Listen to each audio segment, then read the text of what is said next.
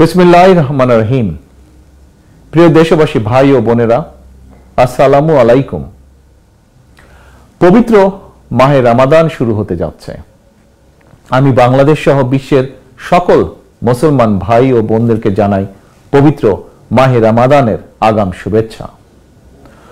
পবিত্র রমাদান মাসে দেশের মানুষ একটু শান্তি এবং স্বস্তিকর পরিবেশে রোজা রাখবেন, সেহরি করবেন, ইফতার করবেন, ইবাদত বান্দিগি করবেন, এমনটি জনগণের ইচ্ছা, আশা বা প্রত্যাশা। কিন্তু দেশে এক অস্বস্তিকর পরিস্থিতি বিরাজ করছে। চারিদিকে শুধু ভোট ডাকাত আর দুর্নীতিবাজদের উল্লাস, উপেক্ষিত অবহেলিত সাধারণ মানুষ, সাধারণ জনগণ। প্রতিদিন বেড়েই চলেছে চাল, ডাল, লবণ, তেল, চিনি, পেঁয়াজের দাম। নিত্য প্রয়োজনীয় প্রতিটি পণ্যের দাম প্রতিদিন করে একটু একটু করে জনগণের ক্রয় ক্ষমতার বাইরে চলে যাচ্ছে। এমনকি রোজাদারদের জন্য ইফতারের প্রধান অনুষঙ্গ খেজুরের দাম পর্যন্ত পরিকল্পিতভাবে বাড়িয়ে দেওয়া হয়েছে। হাসিনার দামি সরকার বলছে খেজুর নাকি বিলাসী পণ্য। এই অজুহাতে খেজুর আমদানির উপরে অস্বাভাবিক হারে শুল্ক আরোপ করা হয়েছে। দেশের মানুষের জিজ্ঞাসা, রোজাদারদের কাছে খেজুর কি বিলাসী পণ্য? সাধারণ ব্যবসায়ীদের অভিযোগ, বর্তমানে দেশে 110 টাকা কেজি দরে আমদানি করা খেজুরের শুল্ক দিতে হয় 140 টাকা। 120 টাকা কেজি দরে আমদানি করা খেজুরের শুল্ক দিতে হয় 210 টাকা। প্রশ্ন, খেজুরের উপরে এমন অস্বাভাবিক হারে শুল্ক আরোপ করলে বাজারে কি খেজুরের দাম কমবে? সুতরাং অন্তত রমজান মাসের জন্য হলেও খেজুর আমদানির উপর কি শুল্ক মওকুফ করা যেত না? প্রিয় ভাই বোনেরা, ফ্যাসিস্ট হাসিনার দুর্নীতিবাজ সরকার তথাকথিত মেগা প্রজেক্ট কিংবা ব্যক্তি বিশেষের মূর্তি কিংবা ভাবমূর্তি প্রতিষ্ঠা করতে গিয়ে বছরের পর বছর ধরে অকারণে রাষ্ট্রের শত শত কোটি টাকা খরচ করেই চলেছে। দুর্নীতির মেগা প্রজেক্ট কুইক রেন্টালের মাধ্যমে ভর্তুকি কিংবা ক্যাপাসিটি চার্জের নামে দলীয় দুর্নীতিবাজদেরকে কমপক্ষে 1 লক্ষ কোটি টাকা দিয়েছে। অথচ দেশের কোটি কোটি মুসলমানদের ইফতারের জন্য খেজুর আমদানির উপরে ভর্তুকি দূরে থাক, উল্টো খেজুর আমদানির উপরে অস্বাভাবিক হারে শুল্ক আরোপ করা হয়েছে। বছরের একটি মাত্র মাস যখন ধর্মপ্রাণ মুসলমানগণ সারাদিন রোজা শেষে অর্থের অভাবে হয়তো অনেকেই ইফতারের সময় একটি খেজুরও খেতে পারবেন না। এটি অন্যায়, এটি অন্যায্য। প্রিয় ভাই বোনেরা, গোশতের পরিবর্তে কাঁঠাল দিয়ে বার্গার বানানোর হাস্যকর পরামর্শ দিয়ে শীর্ষ দুর্নীতিবাজ হাসিনা জনগণের সঙ্গে মশকরা করেছিল। হাসিনা ভাইরাসে আক্রান্ত দামি মন্ত্রীরাও এখন জনগণের সঙ্গে মশকরা করা শুরু করেছে। দুদিন আগেই আপনারা দেখেছেন এক দামি মন্ত্রী রোজাদারদেরকে ইফতারের সময় খেজুরের পরিবর্তে বড়ই খাওয়ার পরামর্শ দিয়েছে। রাজনৈতিকভাবে চরিত্র হারানো আওয়ামী লীগের দামি এমপি মন্ত্রীরা জানে না সব জিনিসের দামি হয় না। বড়ই কখনোই খেজুরের দামি হতে পারে না। সারাদিন পবিত্র রোজা শেষে গরিব ধনী সকল রোজাদারদের কাছে ইফতারের সময় খেজুর শুধুমাত্র সাধারণ একটি ফল নয়, বরং এটি সুন্নত, এটি মুসলমানদের ধর্মীয় অনুষঙ্গ কিংবা রীতি। দেশের ধর্মপ্রাণ জনগণ বিশ্বাস করেন হাসিনার দামি সরকার অত্যন্ত সূক্ষ্ম এবং পরিকল্পিতভাবেই দেশের বৃহত্তর জনগোষ্ঠীর ধর্মীয় সংস্কৃতি এবং সামাজিক রীতি ও মূল্যবোধের বিরুদ্ধে অবস্থান নিয়েছে। সকলের মনে প্রশ্ন, দেশের জনগণের ধর্মীয় সংস্কৃতি এবং সামাজিক মূল্যবোধের বিরুদ্ধে অবস্থান নিয়ে দামি হাসিনা কাদেরকে খুশি করতে চায়? প্রিয় দেশবাসী, শুধু বাজারে দ্রব্যমূল্যের আগুন নয়, দেশের প্রতিটি ক্ষেত্রেই চলছে অবিচার, অন্যায়, অনিয়ম। অত্যন্ত সুপরিকল্পিতভাবে অবস্থা এমন পর্যায়ে নিয়ে যাওয়া হয়েছে, বর্তমানে বাক ব্যক্তি স্বাধীনতা কিংবা নাগরিক অধিকার, মানবিক অধিকার দূরে থাক, কোন রকমে জীবন নিয়ে বেঁচে থাকাটাই যেন মানুষের কাছে সবচেয়ে বড় প্রাপ্তি হয়ে দাঁড়িয়েছে। একদিকে গুম খুন, হামলা মামলা, নির্যাতন নিপীড়ন চলছে, অপরদিকে হাসিনা আর তার মাফিয়া চক্রের আগুনে পুড়ে ছাই হচ্ছে বস্তি, দোকানপাট কিংবা সুউচ্চ ভবন। জীবন্ত পুড়ে মৃত্যুবরণ করছে মানুষ, সর্বস্ব হারিয়ে নিঃস্ব রিক্ত হচ্ছে বহু পরিবার। অগ্নিকাণ্ডের ঘটনা প্রায় নৈমিত্তিক হয়ে দাঁড়িয়েছে। গত 29 ফেব্রুয়ারি বেইলি রোডে সংঘটিত অগ্নিকাণ্ড কোনো বিচ্ছিন্ন ঘটনা ছিল না, বরং বেইলি রোডে ক্ষমতালোভী হাসিনার দুষ্ট রাজনীতি আর চরম দায়িত্বহীনতার বলি হয়েছে 46টি তরতাজা প্রাণ। আর হাসিনার কাছে প্রতিটি প্রাণের মূল্য মাত্র 25,000 টাকা। মানুষের জীবন নিয়ে খুনি হাসিনার কি নির্মম রসিকতা, প্রিয় দেশবাসী। উন্নয়নের বুলি আওড়ালেও বেইলি রোডের 46টি তরতাজা প্রাণের অস্বাভাবিক মৃত্যু প্রমাণ করেছে শীর্ষ দুর্নীতিবাজ হাসিনার পরিবার, দলীয় দুর্নীতিবাজ আর টাকা পাচারকারীদের উন্নতি হলেও হয়নি জননিরাপত্তার উন্নতি, হয়নি জনগণের কোনো উন্নতি। প্রিয় দেশবাসী, গত 9 বছরে সারা দেশে প্রায় 2 লক্ষ অগ্নিকাণ্ডের ঘটনা ঘটেছে। এতে 1000-এরও বেশি মানুষ মৃত্যুবরণ করেছেন, আহত হয়েছেন অসংখ্য মানুষ। সর্বশেষ 2023 সালের 27,000-এরও বেশি অগ্নিকাণ্ডের ঘটনা ঘটেছে, অর্থাৎ প্রতি বছর অগ্নিকাণ্ডের ঘটনা বেড়েই চলেছে। দেশের প্রতিটি নগর মহানগর, বিশেষ করে রাজধানী ঢাকা যেন একটি অগ্নিকুণ্ডলীর উপরে দাঁড়িয়ে আছে। গত 15 বছরে Tazreen garments, Shezan juice factory, রাজধানীর বঙ্গবাজার, গুলশান, বসুন্ধরা, আমিন বাজার, পুরনো ঢাকার চুড়িহাট্টা, বনানীর এফআর টাওয়ার কিংবা সীতাকুণ্ডে বিএম ডিপোতে ভয়াবহ যে অগ্নিকাণ্ড ঘটেছে, সে অগ্নিকাণ্ডে পুড়ে ছাই হয়ে গিয়েছিল অসংখ্য মানুষের জীবন এবং সম্পদ। প্রতিটি অগ্নিকাণ্ডের ঘটনাই কি স্রেফ একটি দুর্ঘটনা? অবশ্যই নয়। জনগণ বিশ্বাস করে অনেক অগ্নিকাণ্ডের ঘটনার নেপথ্যে রয়েছে ফ্যাসিস্ট হাসিনা এবং তার দলীয় রাজনৈতিক দুর্বৃত্তদের দুষ্ট রাজনীতি, অব্যবস্থাপনা এবং দায়িত্বহীনতা, কিংবা উচ্ছেদ অথবা ভূমি জমি দখলের অসৎ পরিকল্পনা। এ কারণেই গত 15 বছরে দেশে সংঘটিত একটি অগ্নিকাণ্ডেরও ঘটনার সুষ্ঠু বিচার হয়নি, এমনকি একটি ঘটনারও সুষ্ঠু তদন্ত পর্যন্ত হয়নি।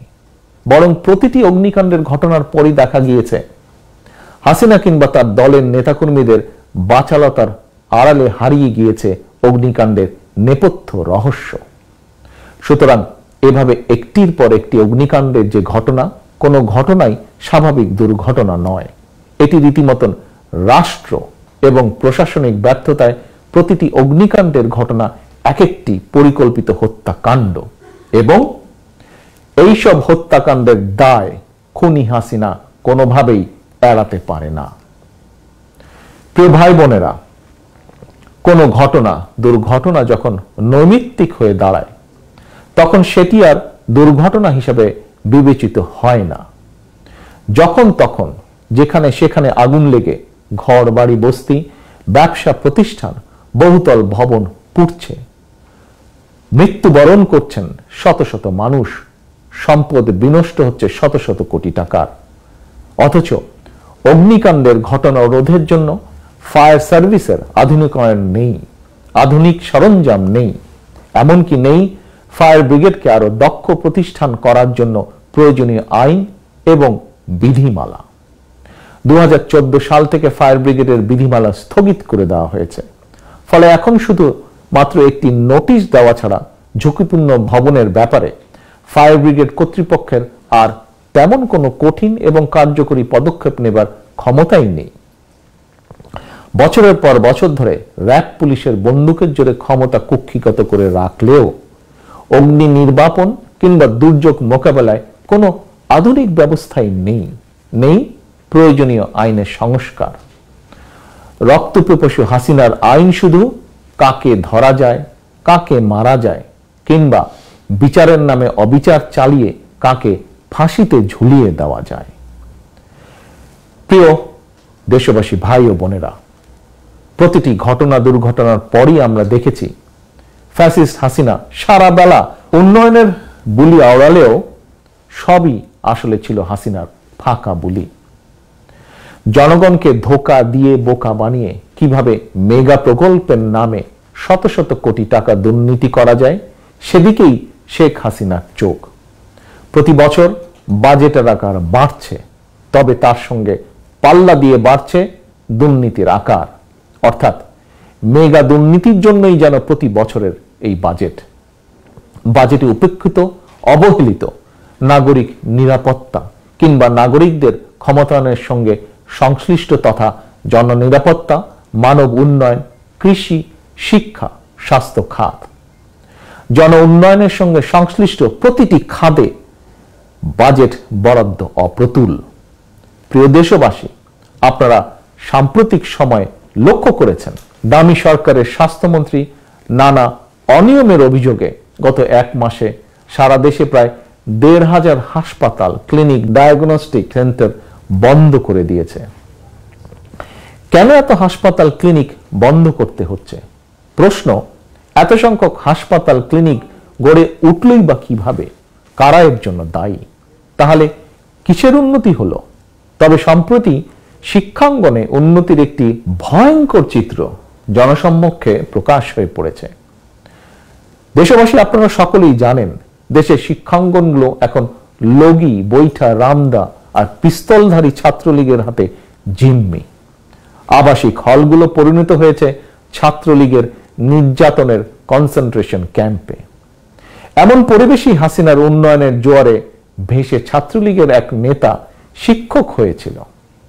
সেই শিক্ষক নেতা সম্প্রতি ক্লাসের ভেতরেই একজন শিক্ষার্থীকে গুলি করে দিয়েছে। সর্বক্ষেত্রেই এটিই হলো হাসিনার উন্নয়নের নমুনা। প্রিয় দেশবাসী, ভোট ডাকাতির মাধ্যমে ক্ষমতা চিরস্থায়ী করতে শীর্ষ দুর্নীতিবাজ হাসিনা তড়িঘড়ি করে সংবিধান সংশোধন করেছে, তত্ত্বাবধায়ক সরকার পদ্ধতি বাতিল করেছে, মানুষের বাক স্বাধীনতা হরণ করতে তথাকথিত সাইবার নিরাপত্তা আইন করেছে।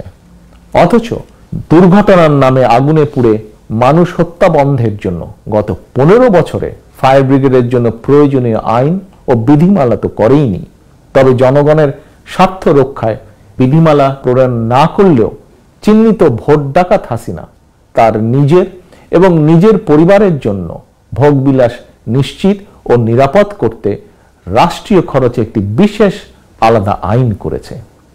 এই আইন অনুযায়ী হাসিনার পরিবারের সদস্যরা বিদেশে থাকলেও বাংলাদেশের খরচে সেখানেও তাদেরকে নিরাপত্তা দিতে হবে।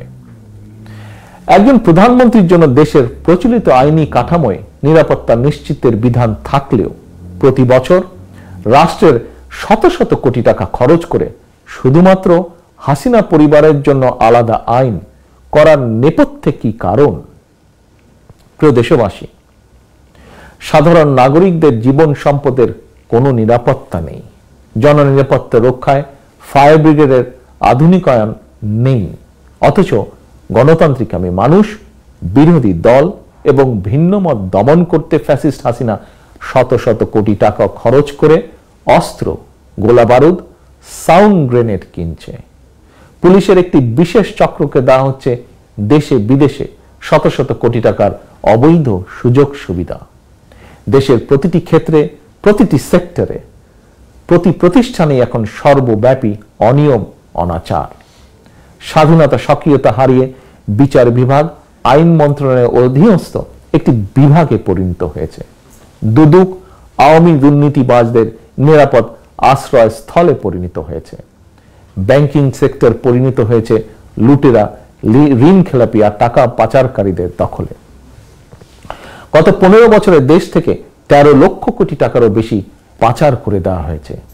এই টাকাগুলো দেশের উন্নয়নের কাজে যদি লাগানো হতো তাহলে সড়ক দুর্ঘটনায় কিংবা আগুনে পুড়ে মানুষের এমন মর্মান্তিক মৃত্যুর ঘটনা হয়তো নৈমিত্তিক হয়ে দাঁড়াতো না। প্রিয় দেশবাসী, আমি একটি বিষয় আপনাদেরকে আবারও স্মরণ করিয়ে দিতে চাই। সম্পূর্ণ মিথ্যা এবং রাজনৈতিক উদ্দেশ্য প্রণোদিত মামলায় একাধিকবার জনগণের ভোটে নির্বাচিত সাবেক প্রধানমন্ত্রী mother of democracy Begum Khaleda জিয়ার প্রতি বিচারের নামে করা হয়েছে অবিচার। অন্যায়ভাবে খালেদা জিয়াকে কারারুদ্ধ করে কেবল একজন রাজনৈতিক নেত্রীকেই নয়, বরং বাংলাদেশের কণ্ঠকেই রুদ্ধ করে রাখা হয়েছে।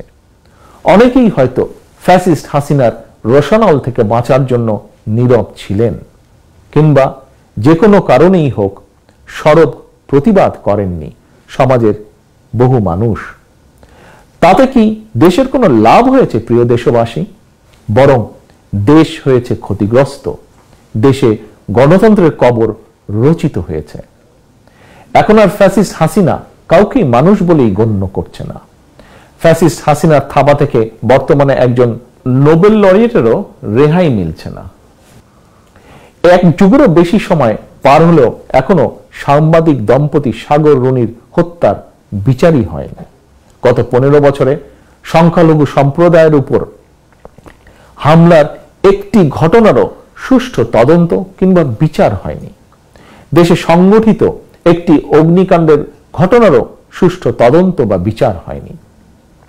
ব্যাংকদের বিচার হয়নি, অথচ একটি ঠুনকো অভিযোগে একজন নোবেল লরিয়েটকে প্রায় প্রতিদিনই আদালতের বারান্দায় ঘুরতে হচ্ছে। প্রিয় দেশবাসী, mother of democracy Begum Khaleda Zia, Nobel laureate doctor Yunus, doctor Shahidul Alam, দেশের গণতান্ত্রিকামী জনগণ এবং ভিন্নমতের মানুষের প্রতি ফ্যাসিস্ট হাসিনার নির্মম আচরণ দেখেও এখনো যারা না দেখার ভান করছেন, কিংবা এখনো যারা হাসিনার অবিচার অনাচারের বিরুদ্ধে সাধ্য মতন প্রতিবাদী হয়ে উঠছেন না, আমি নিশ্চিত করে বলতে পারি চুপ করে থেকে কেউই নিজেকে কিন্তু রক্ষা করতে সক্ষম হবেন না। শেষে হাসিনার দুঃশাসনের কালে কারোরই কিন্তু রেহাই নেই। আপনি রাজনীতি করেন কিংবা না করেন, কেউই নিরাপদ নন আপনারা, আমরা। প্রধান বিচারপতি এস.কে. সিনহারও রেহাই মিলেনি। কারণ কি? কারণ হাসিনা এখন কেবল মাত্র একটি কলের পুতুল। হাসিনার ক্ষমতার নাটাই দেশের জনগণ কিংবা বাংলাদেশের সীমানার ভিতরে নয়। হাসিনার ক্ষমতার নাটাই বাংলাদেশের সীমানার বাইরে। সুতরাং আপনার কিংবা আপনাদের স্বার্থ দেখার তাবেদার হাসিনার পক্ষে সম্ভব নয়। এমনকি তাবেদার হাসিনা আপনার স্বার্থ দেখার সক্ষমতাই হারিয়ে ফেলেছে। প্রিয় ভাই বোনেরা, কেন এই কথাটি আপনাদের সামনে তুলে ধরলাম তার কারণও আপনাদের সামনে তুলে ধরছি। দেশের সীমান্তে বাংলাদেশের নাগরিক হত্যা, এমনকি বিজিবি সদস্যদেরকেও মেরে ফেললেও বাংলাদেশ প্রতিবাদ করার সাহসই হারিয়ে ফেলেছে। বরং দিন দুয়েক আগে দামি প্রধানমন্ত্রীর, দামি নিরাপত্তা উপদেষ্টার একটি বক্তব্য রীতিমতন বাংলাদেশের নাগরিকদের জন্য উদ্বেগজনক। এই উপদেষ্টা বলেছে তার বক্তব্যে, সীমান্তে মৃত্যুর ঘটনা হত্যাকাণ্ড নয়, সীমান্তের হত্যাকাণ্ড নাকি দুর্ঘটনা। প্রিয় দেশবাসী, দেশের এমন পরিস্থিতিতে আমি আমার প্রায় সকল বক্তব্যে একটি বিষয়ের প্রতি আপনাদের দৃষ্টি আকর্ষণ করেছি, আজও করতে চাই। কি সেটি হলো দেশের চলমান যে পরিস্থিতি, চলমান যে সংকট বিরাজমান, এটি শুধুমাত্র বিএনপির একার সংকট নয়, অথবা এটি কোনো রাজনৈতিক গোষ্ঠী বা কতগুলো রাজনৈতিক দলের সমস্যা নয়। চলমান সংকট দেশের প্রতিটি গণতান্ত্রিকামী মানুষের সংকটে পরিণত হয়েছে। এই সংকট থেকে উত্তরণের একমাত্র উপায় ফ্যাসিস্ট হাসিনার কবল থেকে রাষ্ট্র ক্ষমতা উদ্ধার করে জনগণের বাংলাদেশে জনগণের নেতৃত্ব কর্তৃত্ব প্রতিষ্ঠা করা। সুতরাং কোনো অজুহাত কিংবা ক্ষুদ্র দলীয় স্বার্থ প্রাধান্য না দিয়ে যদি আমরা ঐক্যবদ্ধ না হই, তাহলে হয়তো সেদিন বেশি দূরে নয় যেদিন স্বাধীন বাংলাদেশেও আমাদেরকেও হয়তো নিজ ভূমিতে নির্মম নির্যাতিত ফিলিস্তিনিদের ভাগ্য বরণ করতে হতে পারে। প্রিয় দেশবাসী, অতএব আসুন স্বাধীন দেশে স্বাধীন নাগরিক হিসাবে সম্মানের সঙ্গে মানবিক মর্যাদা নিয়ে যদি বেঁচে থাকতে হয়, তাহলে এই স্বাধীনতার মাসে দেশ এবং জনগণের স্বাধীনতা রক্ষার লড়াইয়ে আবারও রাজপথে ঐক্যবদ্ধ হওয়ার শপথ নেই। আমরা ঐক্যবদ্ধ হলে হাসিনার পতন সময়ের ব্যাপার মাত্র। আমাদের বক্তব্য স্পষ্ট, 7ই জানুয়ারি নির্বাচন কোনো নির্বাচন ছিল না। হাসিনার বর্তমান ডামি সরকার সম্পূর্ণভাবে জনম্যান্ডেটহীন এবং সম্পূর্ণভাবে অবৈধ। হাসিনাকে রাষ্ট্রীয় ক্ষমতার বাইরে রেখে নির্বাচনকালীন নির্দলীয় নিরপেক্ষ সরকারের অধীনে একটি অবাধ, সুষ্ঠু, নিরপেক্ষ নির্বাচনের মাধ্যমেই কেবল জনগণের কাছে জবাবদিহিমূলক একটি গণতান্ত্রিক সরকার প্রতিষ্ঠা করা সম্ভব। সেই লক্ষ্যেই আমাদের আন্দোলন চলমান। এই আন্দোলনে গণতান্ত্রিক এবং জনগণের স্লোগান, বাংলাদেশ যাবে কোন পথে, ফায়সালা হবে রাজপথে। গণতন্ত্রের বিজয় সুনিশ্চিত ইনশাআল্লাহ। প্রিয় দেশবাসী, আল্লাহ হাফেজ। বাংলাদেশ জিন্দাবাদ। বাংলাদেশ জাতীয়তাবাদী দল জিন্দাবাদ।